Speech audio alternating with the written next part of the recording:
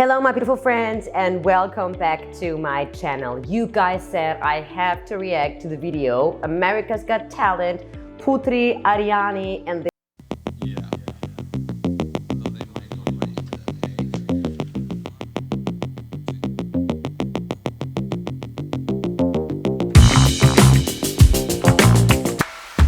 If you missed out on the video where I coached the winner of The Voice Germany, she's also from Indonesia, please check this out. This is Claudia Santoso, and some couple of years ago I coached her and I was so excited. And she won The Voice of Germany in I think 2020. So in the end of the video, there's also a playlist to all of the Indonesian stars I reacted, and I'm so happy if you watch that video as well. Let's go. So much silence.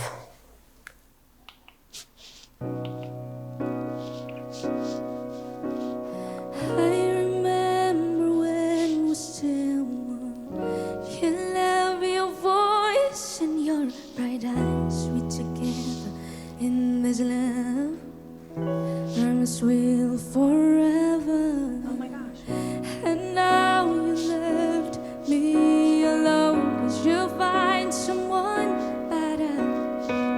You went that way with her, and one thing I know. Yeah. So just a small little stop. Beautiful, beautiful voice. Of course, I'm always amazed by how different the speaking voice next to your singing voice is. So your speaking voice and your singing voice are two different settings. I know you guys are like, wow, because it's the vocal folds, right? But still, these are two different settings. And when you sing, there are 104 muscles at the same time working for you. So when you're singing, it's a whole body experience. It's never just the little tiny vocal folds that you can see here on my poster. It's more, it's over 100 muscles, and even in the face, you use over 30 muscles when you're singing. So I think it's always interesting, just beautiful, warm voice, a little bit of crying there. I think the articulation could be better, but this is just because I'm really much from the 90s. I'm a 90s millennium child. So at this time was articulation and vowels were very important at that time. And now 2012, it's a lot more cursive singing, like Billie Eilish, Amy Winehouse, Dua Lipa. They all brought into that new style, cursive singing, and a lot of young singers, they don't really pronounce the vowels anymore. And so I feel like this could be a tiny bit more better, but I think it's really impressive. And I think it's great that that America's Got Talent is more diverse now, and open more open doors to all kind of people finally, right? So just took them 20 years to get there. 20 years to get there. It's ridiculous. You break my heart, break my hope, make me so down and alone. Beautiful, a lot of crying.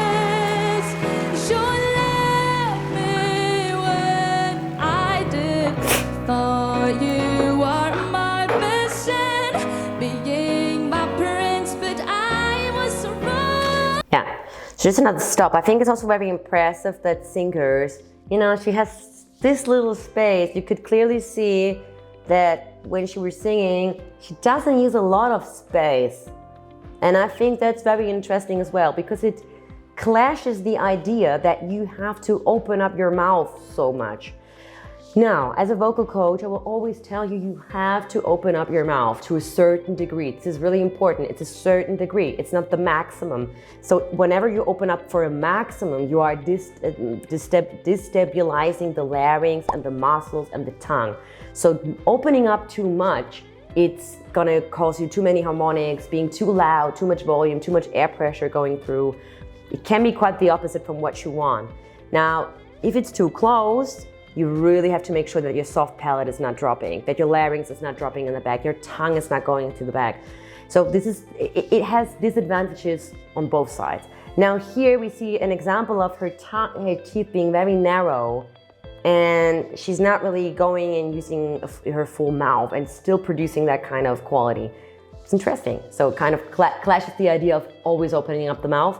But if you're a beginner singer, definitely please open up your mouth, yeah, because there's too many things inside your mouth that produce the tone and the vowels. So, but very, very beautiful. I like the crying that she's giving.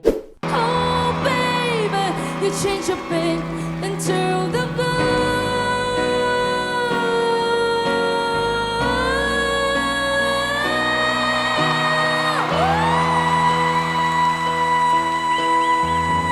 Now you could see for the head voice note, she needed it up to open up her mouth, because this is just an anatomical thing. Your larynx has to go up for the high notes. If for the really high notes like head voice notes, your larynx has to rise up.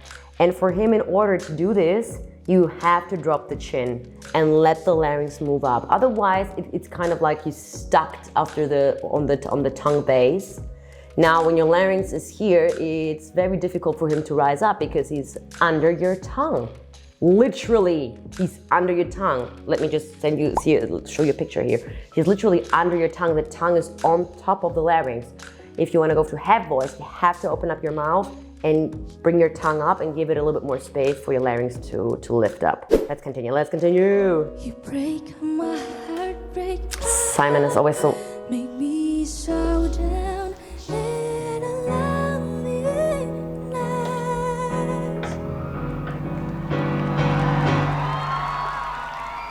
You break my heart, break my home, make me so down in a loneliness. Should let me when I'm in love.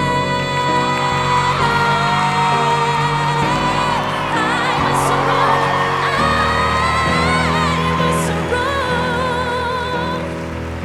wrong, Beautiful.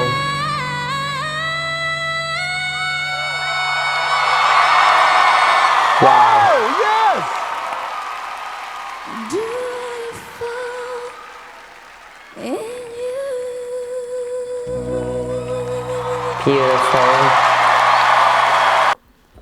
We had some really beautiful mix, beautiful extending of the notes. So beautiful mix there. It's more like a belty mix, chesty mix, and beautiful head voice notes, and just an overall very beautiful song and very emotional. And very emotional song, very beautiful. And you know, we can never forget that these are 17-year-old girls, 17-year-old girls. And if you think back like 10 years ago or 20 years ago, they were not so skilled. I mean, now the young singers, the new generation of singers is extremely skilled. They are capable of so many things. They have resources that we didn't have at that time. Now, if you think about the millennium time, or you think about the 90s, or you didn't have the possibility just to open up the internet and then go into a karaoke song. You just had a CD. If you got lucky, you got a CD that you can buy, and it had karaoke hits. That was in my case. Was like top hits of the summer, and they had like terrible karaoke songs that would not even fit my voice. And I would go to singing lessons once a week in a group, and the teacher would play on the piano, and I would record with my tape. I had a recorder. And then I would record that song that he would play on the piano, so I had at least something to work home.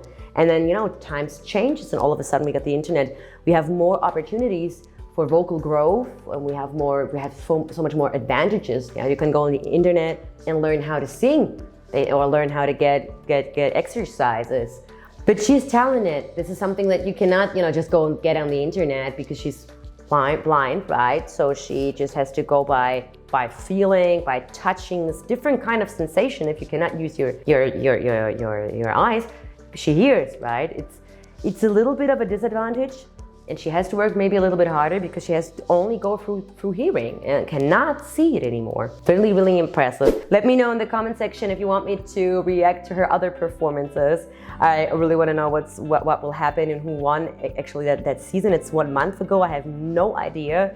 The only thing that I really don't like about the show is I think that they should change the judges, because most of the time the judges look very unimpressed. Heidi and Simon and Sophia and the other guy that I forgot the name, but I think they look very much unimpressed. They should get different kind of judges there, where they have raw expressions, because some of the judges are 20 years, they look tired and they look like they are used to a lot of good singers already, and they should switch it up a little bit more. That's what I think, because I cannot see Simon's face anymore being so like, yeah, whatever. Let me know in the comment section what you guys think. I'm also on Instagram and on TikTok, giving advices, singing, stage, everything around singing and the voice and vocal health and technique, and I'm so happy to see you there as well. And don't forget to watch this video. It's a playlist from all of the Indonesian singers I reacted, and here is the video where I coached Claudia Santoso. I'm so excited to see you in the next video. Hashtag weaponize your voice, get strong and kick ass.